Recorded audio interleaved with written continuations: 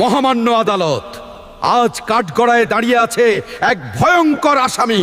তার নাম হলো প্রেম। এই প্রেম খাইতে দেয় না, ঘুমাতে দেয় না, কাজ করতে দেয় না। দিনে শুধু বলে মিস করছি, রাতে বলে অনলাইনে আছো তো। আর সামনে রমজান মাস আসতাছে, এই প্রেম রোজাকে বানাবে হালকা। প্রেমে পড়লে সেহরি খাইতে ভুলে যায়, ইফতারে আগে বলে তুমি না খেয়ে থাকলে আমিও খাবো না। এই প্রেমের জন্য কত মা বাবা কষ্ট পাইছে, শুধু এই প্রেমের জন্য।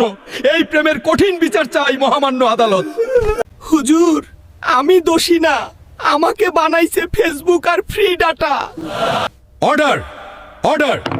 সমস্ত সাক্ষ্য প্রমাণের ভিত্তিতে এই আদালত ঘোষণা করছে যে রমজান মাস পর্যন্ত প্রেমকে ডাটা প্যাকেট ছাড়া রাখা হবে।